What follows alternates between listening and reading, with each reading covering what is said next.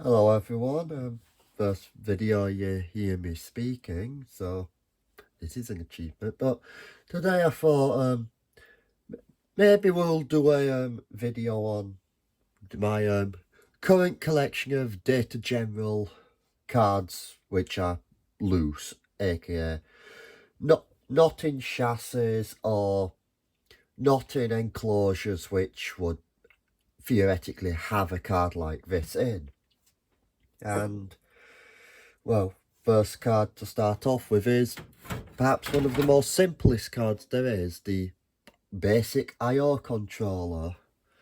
And you can see the, or hopefully, yeah, you can see the model number there, basic IO controller. This card is from about 1968, the revision, but this card, going under date codes, was built around 1971.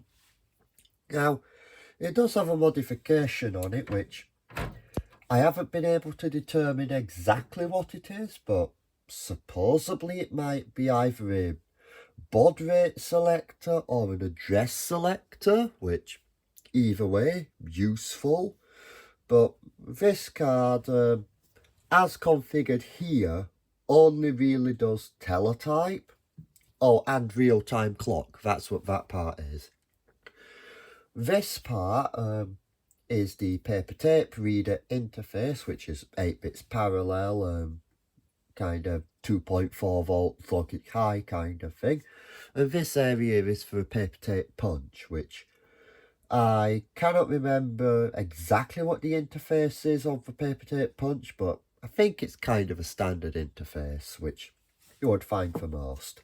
But overall, nice hand-drawn card, which pretty useful, and I think one of the most common Data General cards, other than the well, core memory, which that's kind of nice. Moving on from that, we come to our first CPU, which this one is a Nova 800 CPU 1, which Nova 800 is a pretty interesting system, as most people are probably familiar with the Nova 1200 or the original Data General Nova. This is the machine which went in between them, and the 1200 is a slower machine, but the 800 is pretty much a 1200, just over 2 boards with some extra features. And don't quote me on this, I still need to do a lot more research on them, but overall, this is the first CPU. Well, this is CPU card number 1 of a Nova 800 set, and nice back of it as well. This one is one of the first Data General cards I have, which has, if I can get it in frame, the drawing number sticker, which is a nice fabric sticker, which it's amazing what glue Data General used on this, because after all these years, this card is from 1972, but dates are about 74, but basically after 50 years, the label's still on it, which is kind of impressive. Moving on from that is the second CPU part of the Nova 800. This one is mostly populated with like the I think ALUs, but don't quote me on this. It's I've only recently just got these, so I need to do a whole lot more research, but I believe this section was for if you optioned it with the hardware math, and I think these two were if you got the program load option, which this CPU set doesn't have, which the program load option would be nice, but you can't complain, especially when they're 50-year-old cards. And the final card I'm going to show off today is perhaps one of the most common Novas there is. It's a Nova 1200 CPU. This one is kind of uncommon because this is a Rev 18 card, which I only know of one other, but hey, it's a Data General Nova 1200, so it means that I can actually use my Nova 1200 technical manual with it.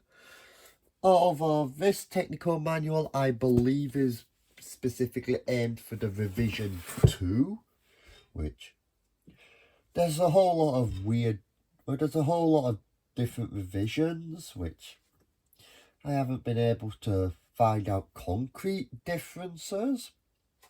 But this one is basically a basic one. Is those two empty sockets right here, those were for the program load option, which in the future I might fit it with the program load option, because you never know, it might be fun to experiment with. But like the Nova 800 set, this also has one of the nice Data General cloth drawing tabs, and also still has the pull tabs as well, which help you get them in and out of chassis. The one thing this card doesn't have, which the Nova 800 and the other cards have, is a strengthening bar which went across the back. It's pretty common for these to fall off because it's just like plastic which has been melted over some holes. So, well, it's a 50-year-old card, so you can't really complain.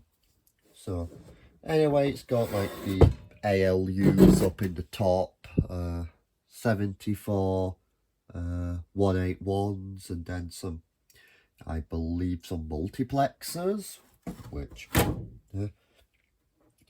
the main difference between the 1200 and the 800 is in the naming, which is also directly related to the Nova 800 has an 800 nanosecond memory cycle time, I think it is, and the 1200 has 1200 nanoseconds, so it's a little slower. But also, this is one card, it's not the 2-card set, so overall, I think the trade-off, if you're running like an embedded system on Data Generals, you would choose a 1200.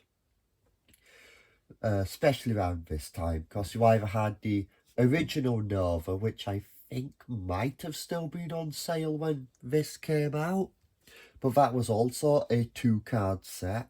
You had the 800, which was a 2-card set, and then you had this, which was a single card. But one day, I hope to get this working. I have a few things I would like to try with it. One of the things is RDOS, which was Data General's real-time operating system. Yes, you can run BASIC on them, but this is a mini computer. I think it deserves more than BASIC.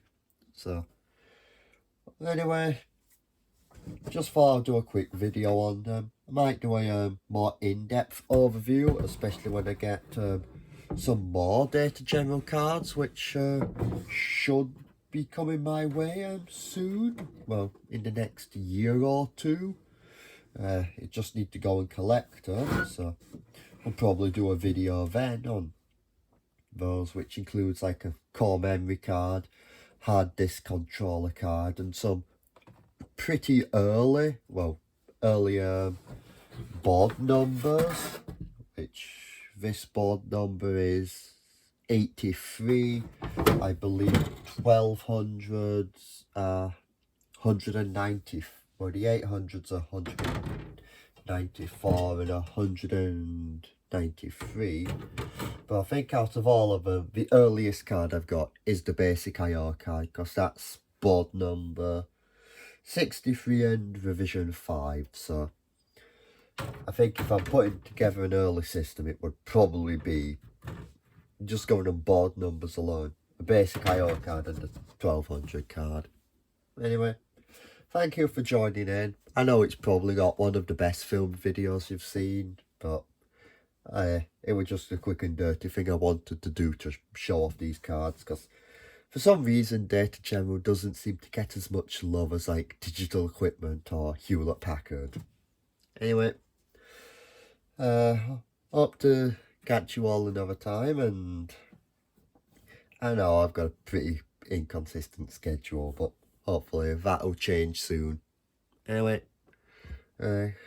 please like and subscribe if you can. It's not necessary, but it'll be nice. Anyway, goodbye and have a great whatever time zone you're in.